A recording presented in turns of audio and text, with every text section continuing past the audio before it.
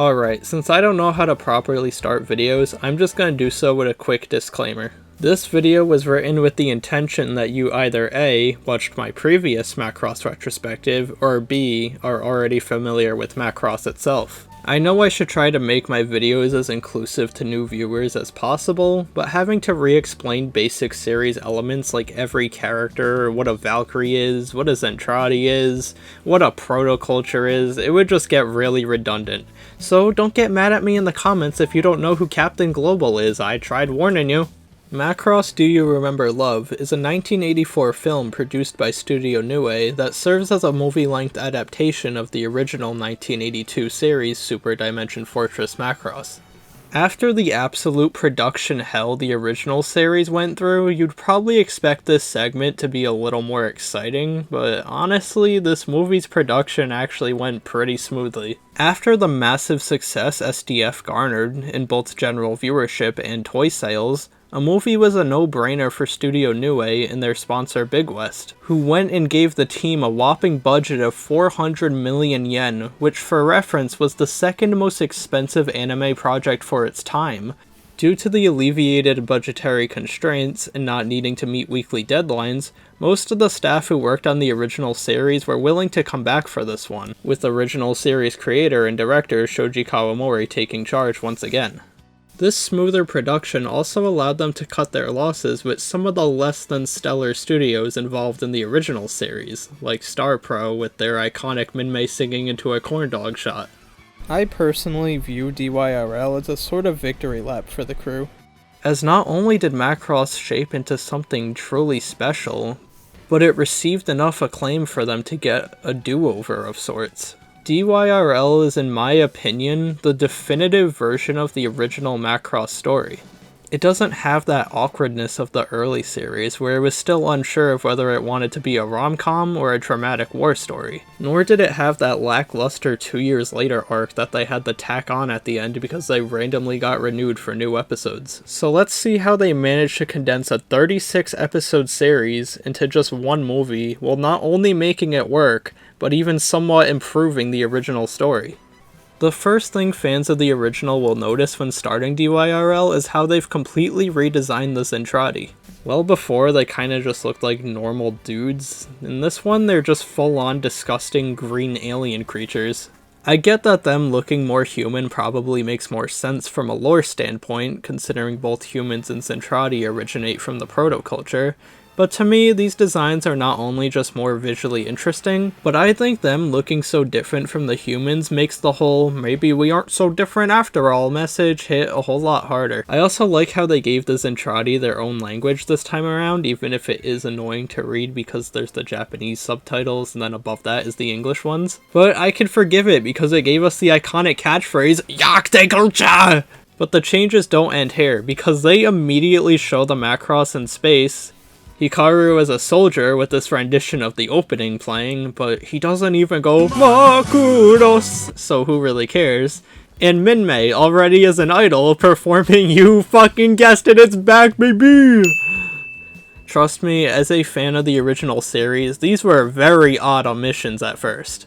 I mean, the Macross launching into space, Hikaru training to be a soldier, and eventually gaining his own team, Minmay realizing her passion for music and training to become a famous idol. These were all things the series spent most of its early run building up to, but the movie essentially thrust us right into the midpoint of each character's arc, with Minmay and Hikaru meeting each other already as idol and soldier rather than waitress and pilot. When asked about why Kawamori excluded all of this, he said, "It's because these things have no bearing on the plot. At the very least, they are not connected with the themes in the narrative.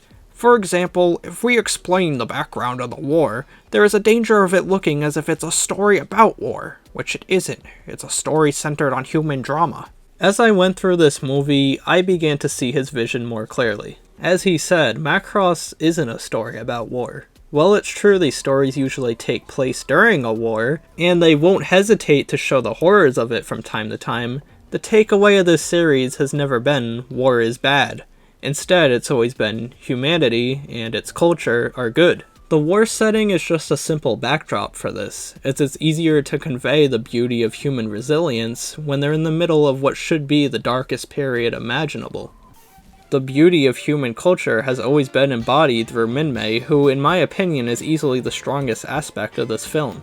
You see, being a bit immature and oblivious to the real world has always been a key aspect to Minmay's character arc, but sometimes the original series went a bit overboard with her coming up as a straight up sociopath at times, like when Hikaru was very visibly disturbed over going to war and she'd just be like, wow, that's crazy, aren't you excited to go to war and kill people? But this movie greatly toned her down, and it was better for it. And since this movie doesn't have the 2 years later arc, Hikaru's character is also spared from assassination because we don't have any of that "Misa loves me" bullshit. The more subdued handling of these characters just helps make them more likable overall, and unlike the original series where I rejoiced at Minmay's rejection, I actually felt pretty bad this time around. Instead of this annoying will they won't they opt to have an entire montage of them running around the city with this goofy ass Scooby-Doo run cycle scene. This montage on top of other scenes like when they first meet and get locked up together, much like in the original series, or this scene where he sneaks out his Valkyrie to show Minmay the view in space, all help better sell their relationship. It was also campy that it actually had me convinced that the two might end up together. Like, I viewed the original series, I know how things eventually go, but there was a part of me that felt like this movie was gonna be the Minmay wins timeline. I mean, come on, they're like hugging each other in the poster, and like, up until this point, Hikaru and Misa have just argued the whole time and talked about how much they wanted each other dead. I just assumed that since Minmay became the more popular girl, they decided to make a new movie where she wins this time around. But alas, Minmay fans seed yet again. You see, when Hikaru is taking Minmay out to view space, Misa, Kaifun, and Roy come to scold Hikaru for breaking military code. But before they can get back to the Macross, a Zentradi ship comes and abducts them much like in the original series. Except this time we don't have Kakizaki and Max here, we have Kaifun, so it's objectively worse in every way. They do the classic bit where the Zentradi force someone to kiss, except this time Kaifun, frame one, waste no time, is like, I will kiss my cousin. Bro, there are two guys right there who can kiss her. This is not the life or death situation you're making it out to be. Instead of being saved by Max going on an awesome stealth side quest, instead they get freed when the female Zentradi come, which in this movie are now referred to as Meltrandi. I don't really think I mentioned it in my old video, but yeah, the Zentradi are so hellbent on war that they've even started a gender war amongst themselves.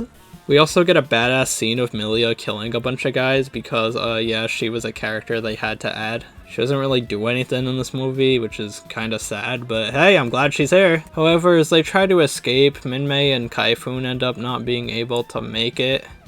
What a shame. And Roy ends up sacrificing himself to buy them time. So, yeah, let's just ignore the fact Kaifun's about to be torn limb from limb. We don't give a shit. Let's talk about Roy real quick. You see, Roy's death is, in my opinion, one of the weaker aspects of this film, just on the basis of him not really doing much beforehand. To fans of the series, seeing Roy die is always gonna suck, even when he is condoning Hikaru to sexually harass women in public. That was very cool. But I don't see how a newcomer is supposed to care about him all that much. Just to get a better perspective for this video, I subjected my buddy Blazer to watching this movie without having ever watched the original series. And I can confirm he was not nearly as upset about Roy dying than he was when Jake dumped his diamonds in the lava during Diamonds and Lemons. On the topic of underwhelming deaths, what the fuck was Kakizaki's death, dude? How did you turn one of the most traumatic moments of the original series into an absolute shitpost?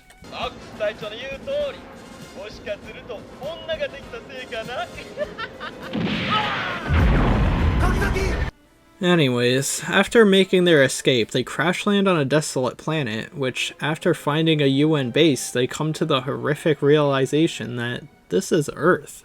Honestly, while the scene in the original of the Earth being destroyed before their very eyes was heart-wrenching, something about them returning to Earth only to find out it's already in ruins is just as, if not more, horrifying.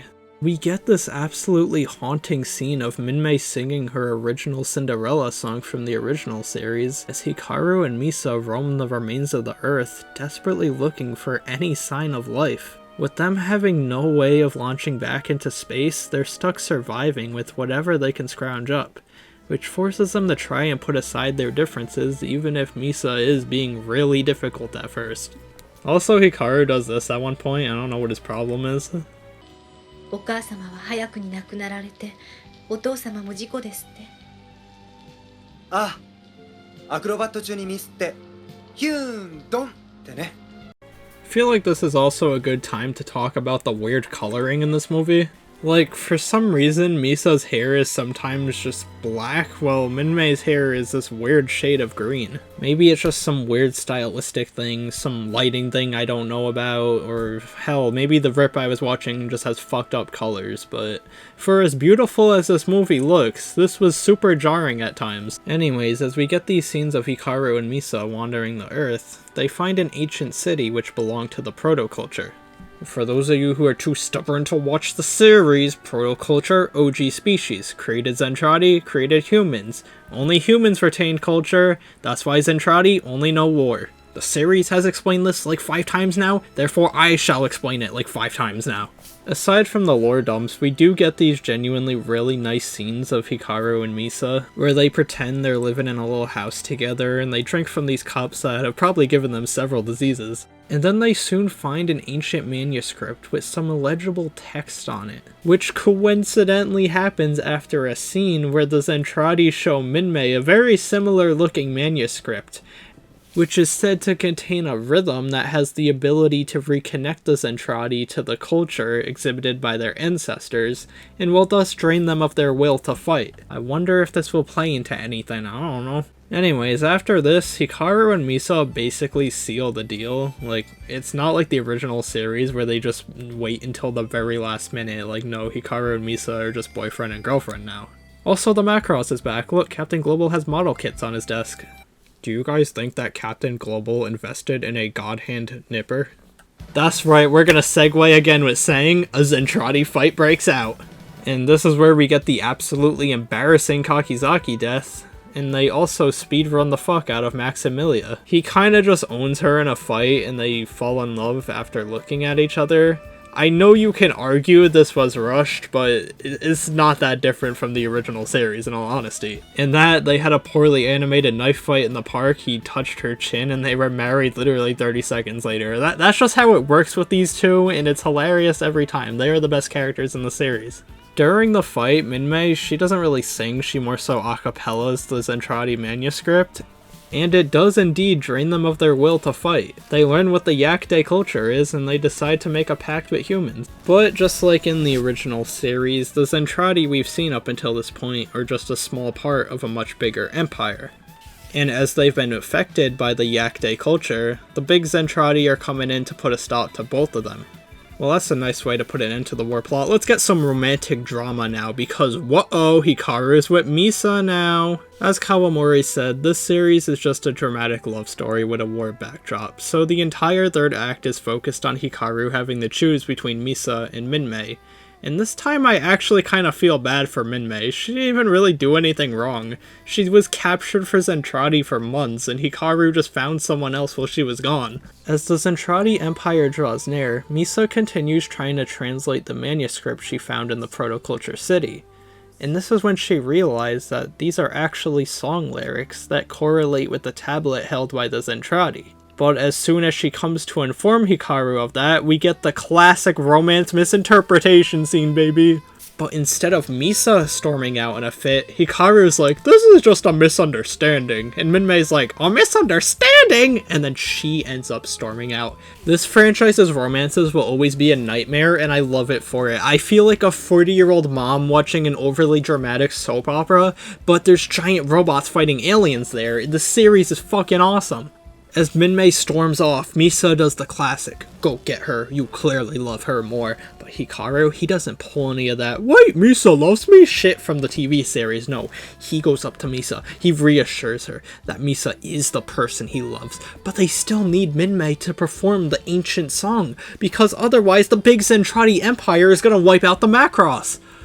Once he reaches Minmay, she throws a bit of a hissy fit, being like, "I don't care if people die, I don't wanna sing!" And then after a good ol' slap, she comes to her senses and realizes that singing is her true purpose for living, and it's the only way this world can hope to obtain true peace. Everyone prepares for the invasion in what I consider to be one of the greatest moments of cinema. The final battle of Macross Do You Remember Love is something you need to see for yourself to believe. I could not put into words how fucking incredible this is. Not only is this some of the most impressive cell animation I've seen, but the ancient song comes together into a new song called Do You Remember Love? This is one of the most iconic songs in the franchise for good reason.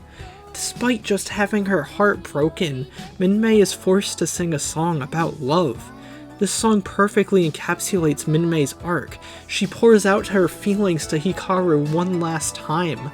Marie Iijima, the voice actress, she nailed the delivery here. Minmay's voice has the perfect mixture of despair and hope. This truly sounds like a girl trying to push through something painful. The way this gets through to the Zentradi and really does turn the tide of the battle, that's just the cherry on top. She even gives this goofy ass smile.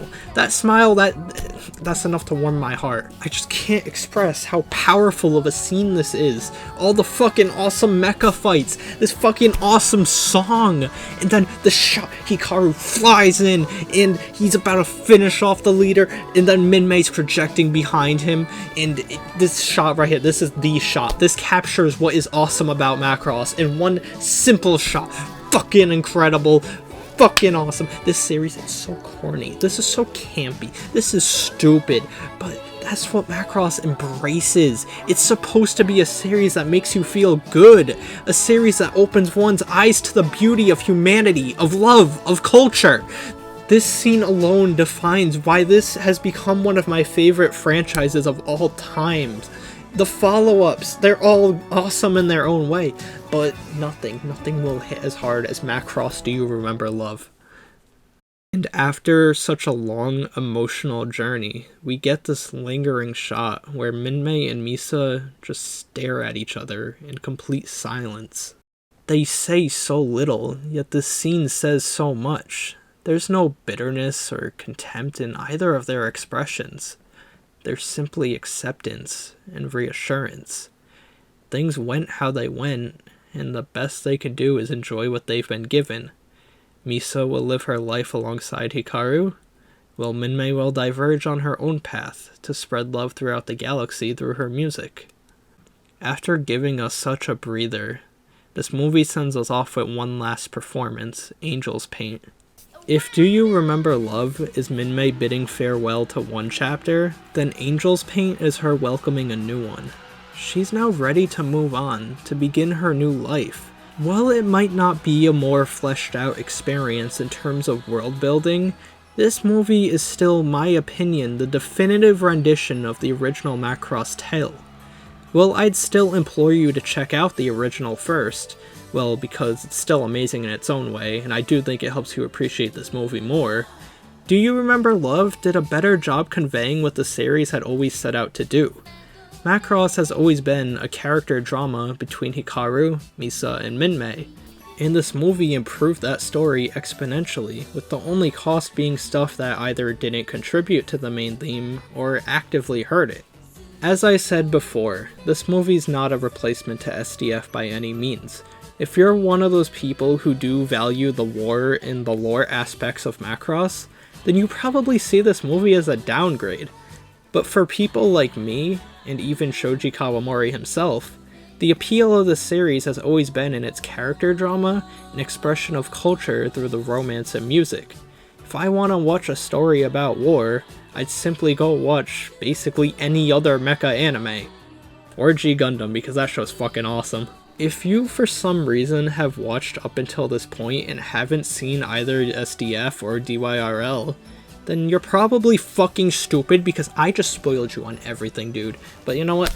Go check it out anyways, because even upon multiple rewatches, this shit still blows me away. Anyways, I don't know how to end videos. Put Chef PP on the screen. I forgot to hit the SML quote of this video.